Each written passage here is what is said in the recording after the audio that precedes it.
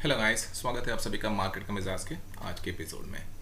तो कल मार्केट में क्या होने की है पॉसिबिलिटी, इसके लिए कर लेते हैं हम लोग मार्केट का विश्लेषण। तो आइए चलते हैं अपनी डेटा एनालिसिस शीट पे, जहाँ देखते हैं कि बिग प्लेयर्स ने क्या पोजीशंस ले रखी है कल के लिए।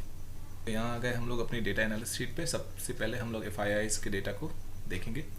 तो जैसे कि मैंने अपने पिछले एपिसोड में कहा था कि FIIs अपने शॉर्ट्स कवर करेंगे और लगभग उतने ही शॉर्ट्स कवर करेंगे जितना कि पिछले दिनों किया था, यानी कि एक्सपायरी से एक दिन पहले। तो ये यू कैन सी कि यहाँ पे 31,290 कॉन्ट्रैक्ट शॉर्ट कवर किया FIIs ने, और फाइनली फिर एक्सपायरी के दिन 38,486 शॉर्ट्स कवर किए।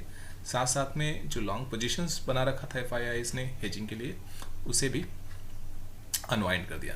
तो FIIs की अब जो नेट पोजीशंस है फ्यूचर में वो 1,31,394 कॉन्ट्रैक्ट हैं, जो कि अभी भी एक बड़ी कॉन्ट्रैक्ट है और अप्रैल में इसे कैरी कर रहे हैं FIIs। तो FIIs का व्यूज मार्केट को लेकर के अभी भी बेयरिश है, और अगर FII बेयरिश है तो मेरी भी जो मार्केट को लेकर के व्यू रहने वाली है वो बेयरिश ही रहने वाली है।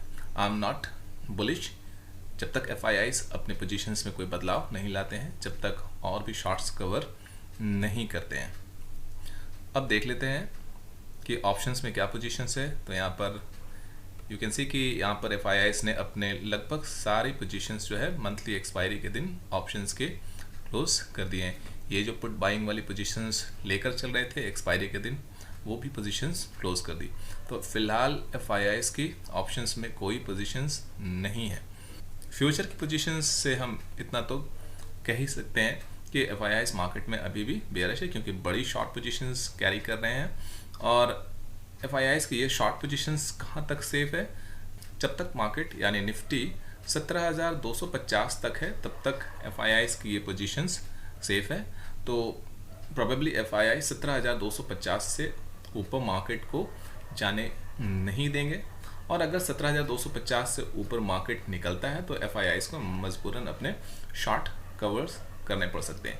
इसलिए इस लेवल पे हमें अलर्ट रहना है और देखना है कि 17,250 के लेवल के आसपास कैसा रिएक्ट करता है निफ्टी। उसके अकॉर्डिंग हमें अपना ट्रेड प्लान करना होगा। लेकिन FIIs अपनी शॉर्ट पोजीशंस को बहुत ही अच्छी तरह से डिफेंड करते हैं, और यहाँ पे कोई पुट पोजीशंस FII ने नहीं बना रखा है, किसी भी तरह की पुट बाइंग नहीं कर रखी है। इसका मतलब है कि FII अपने फ्यूचर की पोजीशंस को लेकर काफ़ी श्योर है, और मार्केट 17,250 से ऊपर नहीं जाने वाला। इवन 17,150 के ऊपर भी मार्केट नहीं निकल सकता है। मार्केट में हमें कल भी सेलिंग ही देखने को मिलेगी टॉप लेवल से। जो 2 दिन कॉन्सिक्यूटिव हम लोगों ने FIIs की 1000 करोड़ से ऊपर की बाइंग देखी, ये सिर्फ शॉर्ट कवरिंग थी। और अब आइए बाकी प्लेयर्स देख लेते हैं क्या कर रखा है।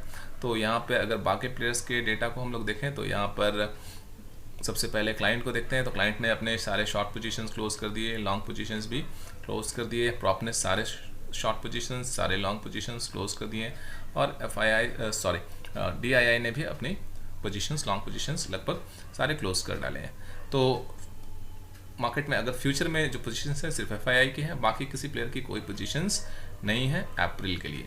बाकी ऑप्शन चेन डेटा एनालिसिस हम करें तो मेरे अकॉर्डिंग ऑप्शन डेटा एनालिसिस है फिलहाल निफ्टी और बैंक निफ्टी में स्ट्रेंथ सजेस्ट कर रहे हैं। लेकिन ये स्ट्रेंथ जो सजेस्ट कर रहे हैं ये बिकॉज ऑफ वेडनेसडे एक्सपायरी की वजह से हमें दिख रहे हैं, और इसलिए इस स्ट्रेंथ को हम लोग कंसिडर नहीं करेंगे कल के मार्केट के लिए। तो थोड़ा चार्ट पे चल के देख लेते हैं कि कल क्या होने की है पॉसिबिलिटी और कहाँ पे बनेगा ट्रेडिंग अपॉर्चुनिटी। तो ये आ गए हम लोग चार्ट पे, ये आ गए हम निफ्टी के चार्ट पे। चार्ट देख कर यहाँ क्लियर पता चल रहा है कि इस लेवल पे कंसोलिडेशन हो रहा है मार्केट का, और इसके बाद मार्केट किस तरफ ब्रेकआउट देता है ये हमें देखना है। तो अगर हम ओवरऑल ट्रेंड की देखें तो ओवरऑल ट्रेंड अभी बेयरिश है। टेक्निकली मार्केट वीक है, इसलिए अपसाइड ट्रेड मैं अवॉइड करूंगा फ्राइडे को, और मैं अपॉर्चुनिटी ढूंढूंगा डाउन साइड। और इस लेवल के आसपास अगर मार्केट होगा 17,173, यानी 17,170 से लेकर के 17,150, ये मार्केट के लिए स्ट्रॉन्ग रेजिस्टेंस जोन है। अगर मार्केट इसके आसपास खुलता है तो मार्केट में सेलिंग आ सकती है, आ सकती है कहना गलत होगा, बल्कि सेलिंग आएगी ही आएगी और फिर 17,170 से मार्केट 17,000 के आसपास हो सकता है सपोर्ट ले ले, ऐसी कोई ज़रूरी नहीं है क्योंकि डाउन ट्रेंड में जो सपोर्ट होता है उसे मैं उतना स्ट्रॉन्ग कंसिडर नहीं करता हूँ। लेकिन फिर भी 17,000 एक इम्पॉर्टेंट लेवल है, तो 17,170 के आसपास मार्केट ओपन होता है तो 17,000 के आसपास सपोर्ट ले सकता है और जो प्रॉबेबली दूसरे दिन मार्केट ब्रेकडाउन करे और 17,000 के नीचे खुले, फिर हमें गिरावट देखने को मिले। तो 17,170 से 150 मेरे लिए स्ट्रॉन्ग रेजिस्टेंस जोन है और इस लेवल के आसपास मैं पुट बाय करना पसंद करूंगा। अगर मार्केट गैप डाउन किसी तरह से खुलता है तो इमीडिएटली मैं शॉर्ट की पोजीशन नहीं लूँगा, थोड़ा वेट करूँगा। वेट करने के बाद अगर कोई साइन ऑफ वीकनेस मिलता है तो इस लेवल के आसपास, यानी कि ये जो लेवल है हैमर कैंडल के नीचे अगर बाज़ार खुलता है, यानी 16,900, यही कह सकते हैं कि 17,000 के नीचे मार्केट खुलता है और ये हैमर कैंडल का जो क्लोजिंग है हैमर कैंडल का जो ओपन है, इस ओपन के नीचे मार्केट ओपन होता है और मार्केट स्ट्रगल करता है, तो फिर मैं नीचे के लिए डाउन साइड ट्रेड प्लान करूंगा। तो ये हो गया निफ्टी का लेवल। तो मेरी पोजीशंस अभी भी डाउन साइड है और मैं, चूँकि ट्रेंड अभी बेयरिश है, ट्रेंड डाउन ट्रेंड है, मार्केट टेक्निकली वीक है, तो मैं डाउन साइड ट्रेड लेना प्रेफर करूंगा। ये आ गए हम लोग बैंक निफ्टी के चार्ट पे। बैंक निफ्टी की भी सिचुएशंस लगभग वही है।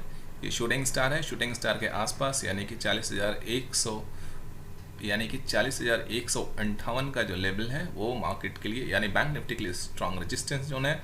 और अगर गैप अप खुलता है बैंक निफ्टी तो पुट बाइंग करने की अपॉर्चुनिटी मिलेगी और जो पहला प्रॉफिट बुकिंग का टारगेट होगा वो लगभग इस कैंडल के लो के पास, ये जो शूटिंग स्टार है इस कैंडल के लो के पास, यानी कि 39,636, यहाँ पे पहले प्रॉफिट बुकिंग मैं करूँगा। ये मेरे लिए पहले प्रॉफिट बुकिंग रहने वाली है। अगर मार्केट बैंक निफ्टी इसके नीचे कंसोलिडेट होके जाता है यानी ब्रेकडाउन करता है तो फिर जो टारगेट होगा वो 39,100 के आसपास रहने वाला है। तो बस यही रहा मार्केट को लेकर के कल के लिए विश्लेषण, और मैंने जो भी इंफॉर्मेशंस आपके साथ शेयर करा है ये मेरे पर्सनल रिसर्च और एनालिसिस के बेसिस पे है और मैं 110% गलत भी हो सकता हूँ। इसीलिए मार्केट में ट्रेडिंग या इन्वेस्टिंग करने से पहले अपने रिसर्च और एनालिसिस जरूर करें और अपने फाइनेंशियल एडवाइजर की सलाह जरूर लें। तो बस मुझे दीजिए इजाज़त, मिलता हूँ मार्केट का मिजाज के अगले एपिसोड में। तब तक के लिए keep trading, keep learning, bye bye.